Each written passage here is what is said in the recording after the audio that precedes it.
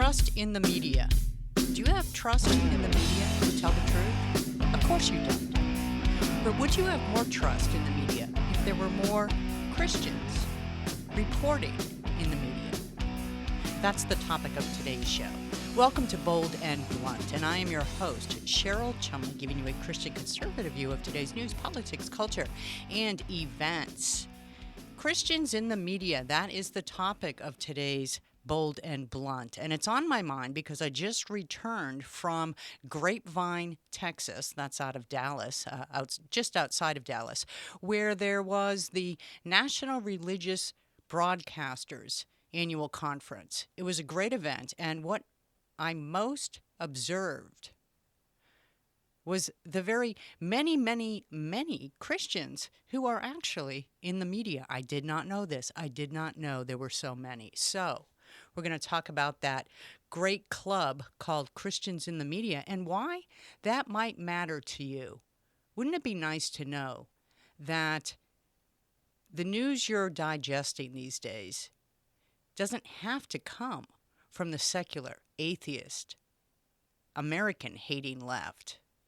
Well, there are options, and I have a guest today who was at this conference with me, and she's going to talk about a host of things, but we're going to talk mostly about the optimism of the media, of America's media, and really why maybe this fourth estate is seeing a comeback. It'd be nice, right?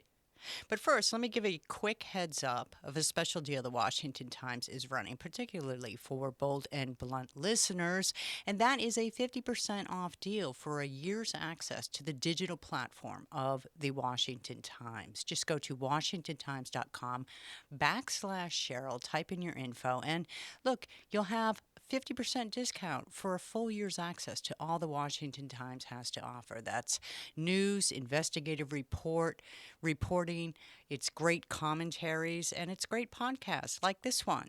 You'll get it all, 50% off. And look, if you're looking for some way to take back America from the far leftists who seem to be rolling over core American values every chance they get, you're tired of it.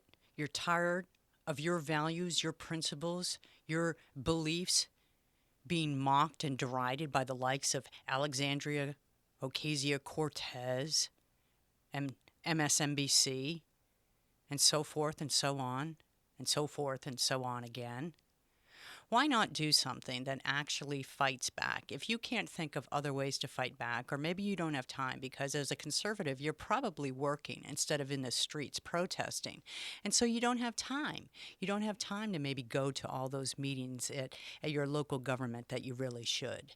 You really don't have time to join the PTA at your child's school, even though you really want to. You don't have time to write your congressman and sit on hold as you try and bypass the many staffers that seem to protect the bureaucracies on Capitol Hill right now.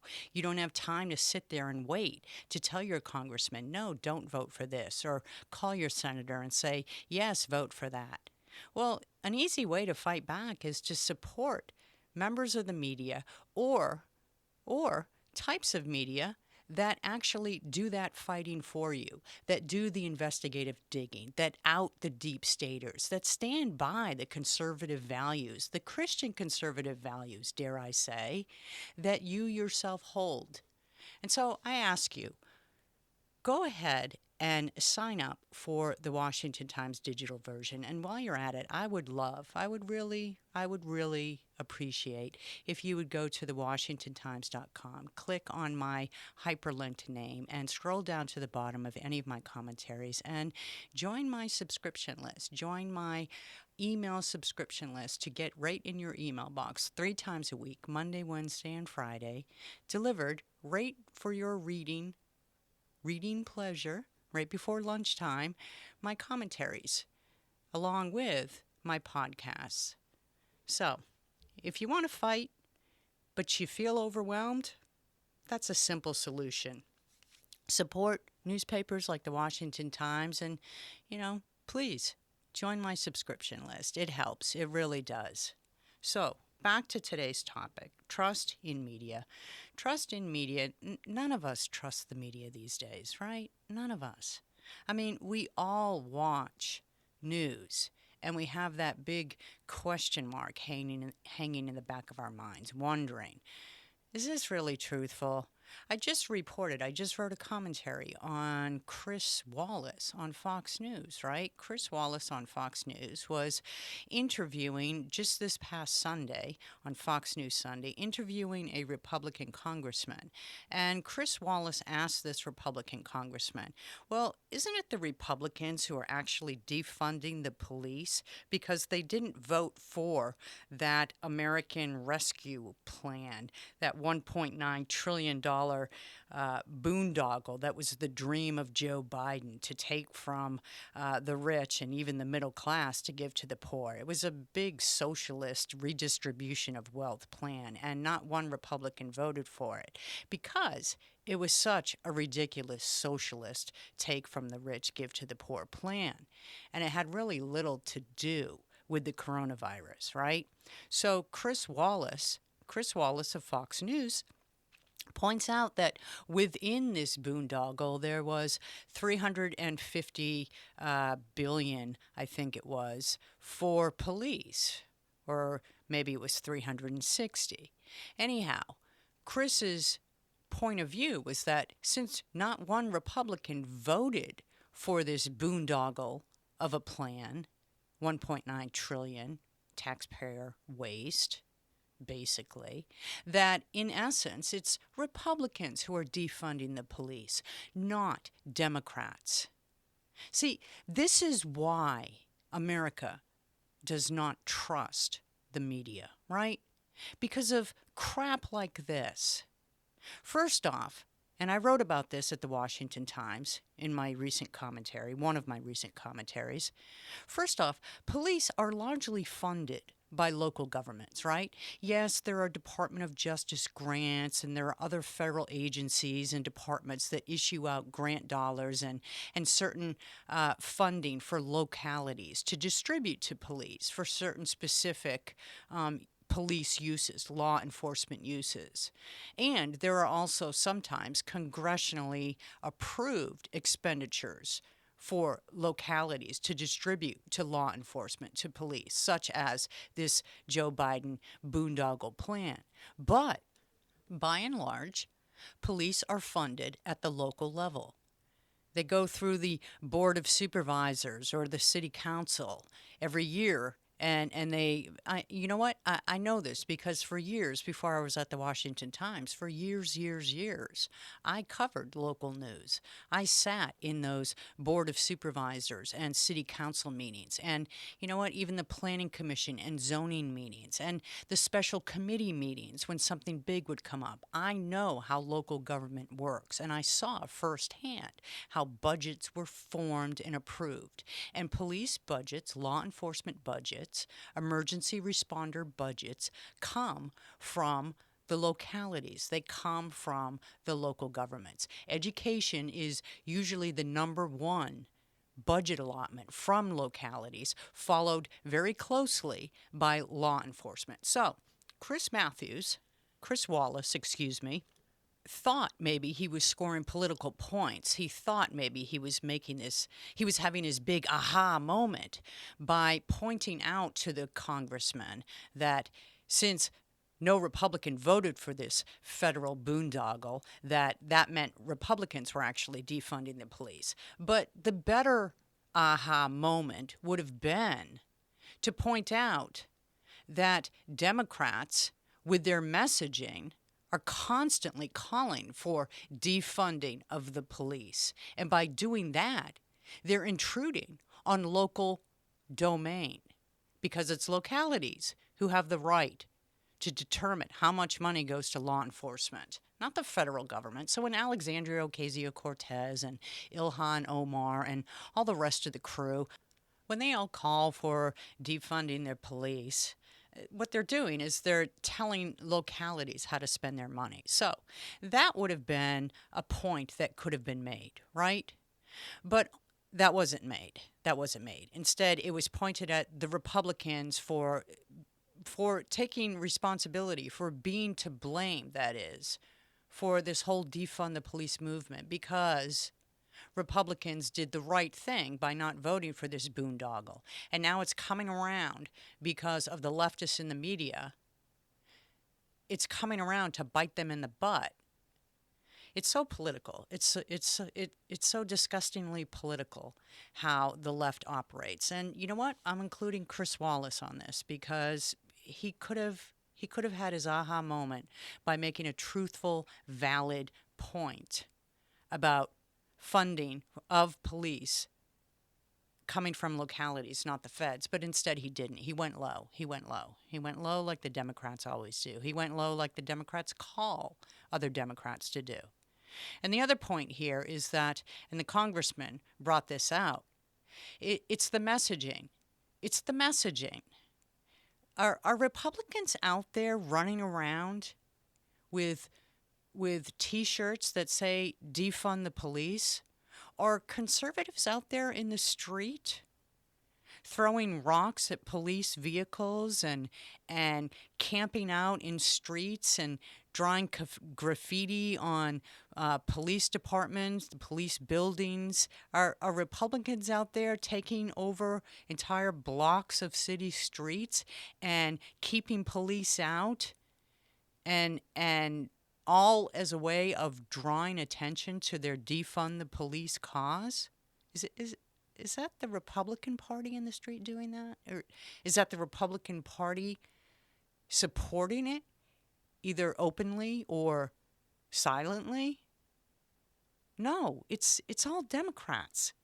It's ridiculous to try and make the point that Republicans are the ones who are actually defunding the police, who are actually responsible for this really dangerous defund the police movement, when everybody and anybody knows, everybody and anybody and their sisters know that it's Democrats, it's the left.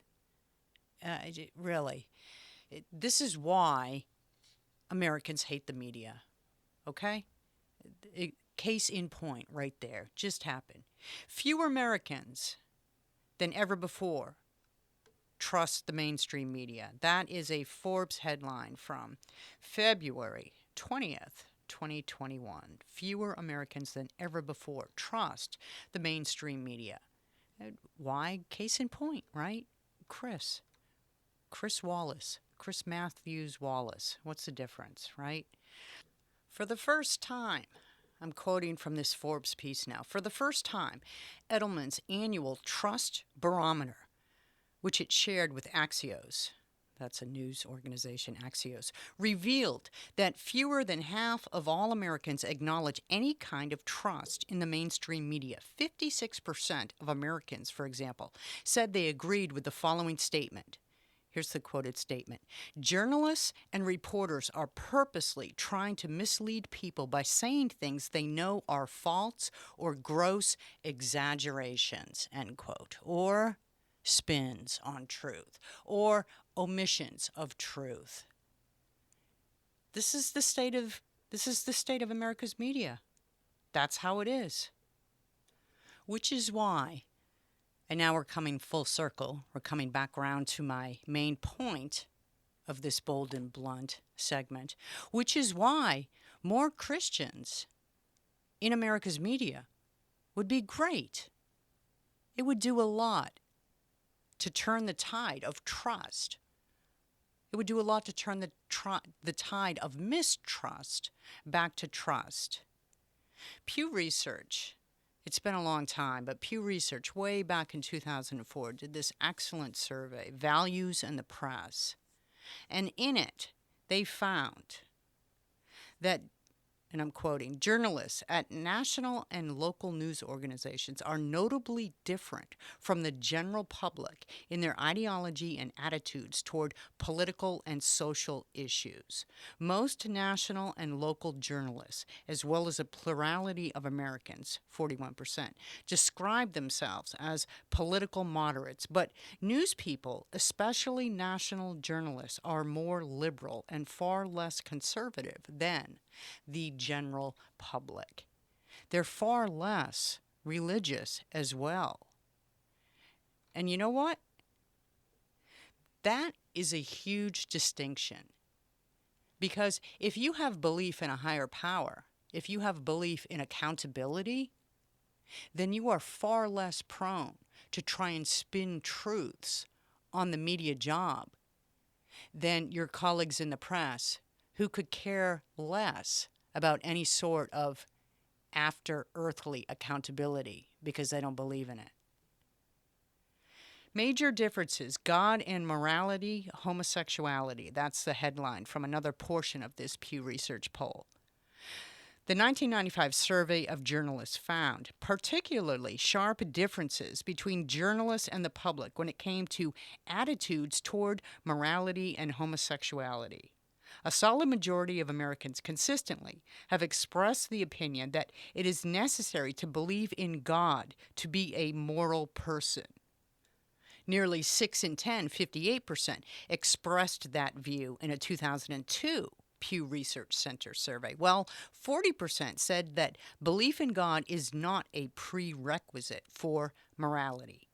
Journalists, and I'm still quoting here from Pew, journalists, regardless of their organization and position, take a decidedly different view. Fully 91% of those who work at national news organizations say it is not necessary to believe in God to be moral. 78% of local journalists agree. Bam. That is the big difference here.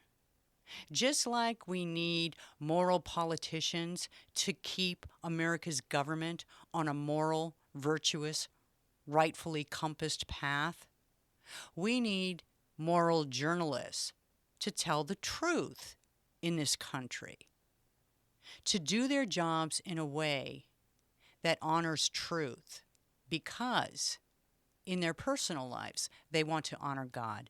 That's the big difference. Do you honestly think that a journalist who believes in God can go out there and go to their job and report in the press all day long, all day long, all day long, lies about, I don't know, Donald Trump, or lies about the Tea Party movement, or lies about the Joe Biden administration? Those would be the cover-up lies, the lies of omissions, the lies of spins, the lies that say Kamala Harris really is doing a lot to secure our borders. I don't think so. And this is why when I went to Grapevine, Texas at the National Religious Broadcasters Conference just a few days ago and saw the scores upon scores and scores more of journalists, of members of the media in America who are actually taking part and parcel of this conference because they believe in God. That's why I got inspired. I thought, this is what America needs. This is exactly what America needs. So, take heart, America, if you do not believe what the media tells you, because accountability judgment day is coming and backlash is coming. Backlash is coming because there are so many journalists out there who actually do believe in God and who actually want to use their position in journalism to, get this, glorify God. Imagine that. What a concept. And my guest today, her name is Tracey Lynn Russell, and she has her own podcast called The Heart of the Story. You can go to SaveMyMarriageStory.com and find out more. But she's my guest because we met at the National Religious Broadcasters Conference, and we struck up a conversation. And, here's a woman who has overcome great struggles in life. And she is a hard-charging Christian with a heck of a message of her own. She works in the media. She tells the stories of others through the media. And she thinks what America's media need most are more stories that inspire, not depress. And I actually think coming off this year and a half plus of the coronavirus and the clampdowns on liberties and freedoms and the elevation of fear over faith, that's a great message. That's a great message, much needed right now. So Tracey, thank you so much for being on Bold and Blunt. I really appreciate your time. Oh, thank you, Cheryl. I really appreciate you having me here, and I so loved meeting you at NRB. Yeah, that was a nice connection at NRB, and I got to say, it was inspiring for me to see so many Christians in media. What was your takeaway from NRB? First off, was that your first time going there? And second off, what was your takeaway? Yeah, that's actually my second time going there, but I just see that an incredible excitement. And really, Cheryl, there's never been a more important time for voices to be heard and for more women and men to be really speaking into the culture, speaking into what they see and sharing values and just stories of inspiration right now. So I was really inspired. I don't know about you, but I was inspired. I definitely was very motivated. And you know, your podcast is called The Heart of the Story, right? That's the name Yes. of it. So what you try to focus on yourself is bringing the good news, the stuff that doesn't get reported so much, but that really sparks people to change, to do good in the world. Just tell me a little bit about how you started your podcast and where it's gone. Yeah, so my podcast really came out of helping to coach women. I was asked by a women's ministry leader to help women learn how to speak and communicate a story from their lives. And really, story is a powerful way, Cheryl, that we make sense of the world. And it's the most powerful form of communication because it touches the heart, it sends information into the mind, and it sends hands into action. And so it's a real non-threatening way of helping people share information and share really from a place of mentoring on their own life experience. And at first, when I first started doing this, to be honest, I thought, well, this doesn't seem really important. I don't know if I should be doing this, but I actually went to Rwanda and I saw in Rwanda, I went to the Genocide Museum, and the first thing I saw when I walked into that was a message was spread among the people that turned brother against brother. And the propaganda was so strong that at a certain point it was too late, and over 1 million people were killed in the country. And when I saw that, I realized the power of the messages that we share and the accountability of every Christian, and in my case, Christian women, to be sharing that message that moves us forward, that builds unity, and that is a hope-filled message. And I really never thought about the accountability of our words and the importance of Christian media until I saw what it's like to be in a country where the wrong people get the microphone and it's just a message of hatred and destruction and turning people against one another. And so I came back from that missions trip to Rwanda and I started The Art of My Story, and I go around, I do workshops that help inspire women to start sharing a story to intentionally connect to other people. And then I have little short 1-minute stories on my podcast too that are really short and just little inspirational stories. And so I really hope to go out there and inspire other voices to start speaking their story and sharing messages of hope. Well, that's very powerful beginnings. And it's interesting that you focus on the story so much because, you know, Jesus focused on parables, right? Right. There really is no better way to draw people in than by a story that captures the imagination, that sparks emotion. We learned this as a young child. Right. And it seems so simple, Cheryl, but even in the secular word, they say the greatest arsenal in a leader, the greatest weapon in the arsenal of a leader is a story. And so even from major leadership books out there, different ways of communicating our stories are so important because they develop that personal connection to other people. They're easy to understand. They travel farther than just information and words themselves. And they really build that authentic, genuine connection to the person listening. They make sense. And so that's why I really focused on story and hopefully to be a voice out there that is sharing God's story and one that builds goodwill in this country, especially after going through what we've been through with the pandemic. I really think it's time to start building and not tearing down. Well, stories can actually, a properly told story can spark revolutions. I mean, I know you don't deal with politics too much, but just to give a current a current example, right? Uh-huh. If you look at what is taking place in this nation, the story of Right, America, right? You have one right. side that wants to focus on the exceptionalism of America and teach our youth that, Mhm. and now you have Right. another side that wants to tell a story through the lens of racism or critical race theory and teach that. So this is how actual stories weave into our political, cultural Right. world. Right. And that breaks my heart to hear that because we do have there is so much good, and I feel like in some of the ways that the media has been sharing information. I don't know about you, but I was a communications major, and so when I was back in journalism school, we were told to leave all the emotions. I mean, I would have gotten red marks on my paper if I had turned in some of the headlines that I see being shared, and just real persuasive emotional language being used.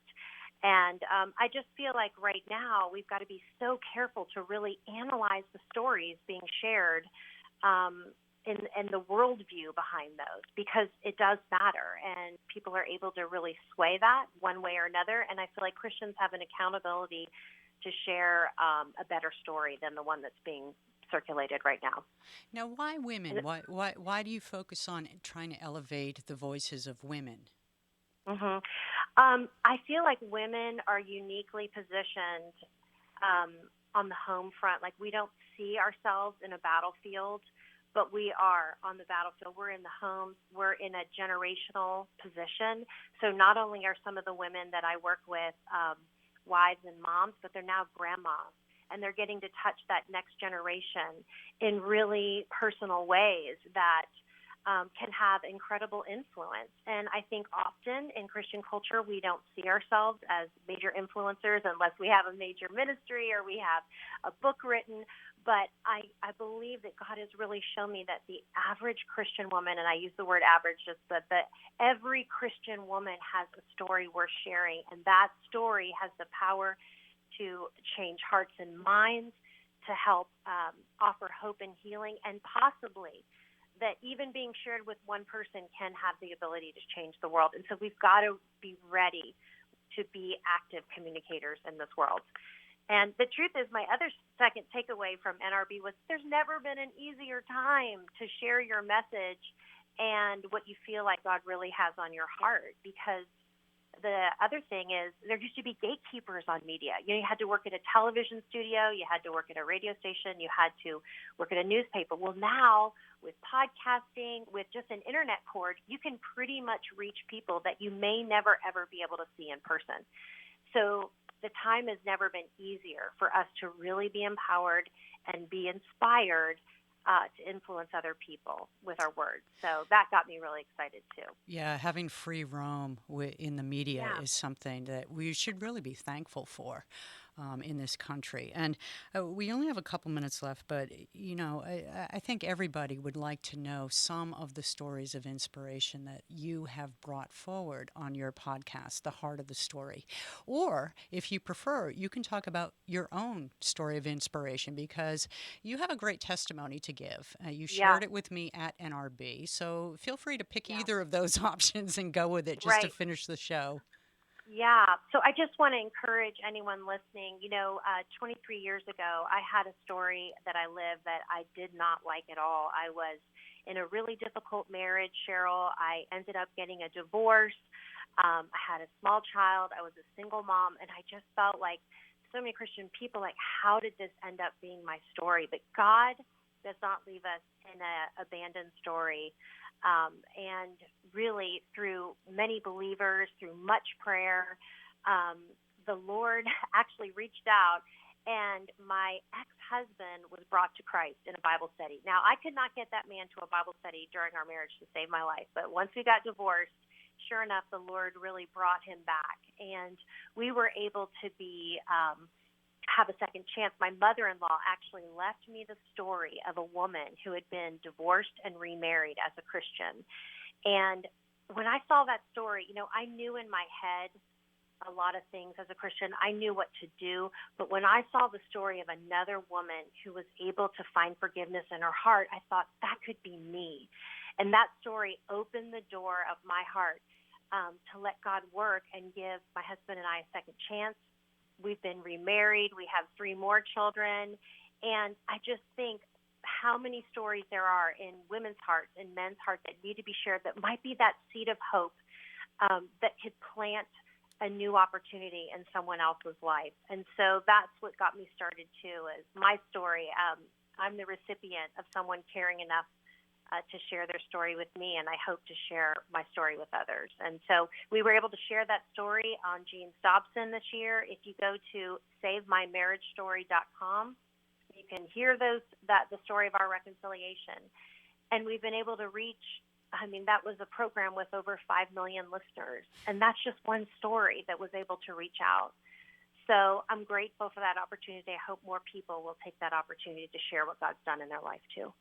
You're so relatable, Tracey, and I'm sure that's part of the key to your success, that and your obvious humility. You just have such a humble, a heart of a humble servant. So SaveMyMarriageStory.com is the website, and Tracey Lynn Russell is my guest today, podcast host of The Heart of the Story. Thank you, Tracey. Thank you so much for coming on Bold and Blunt.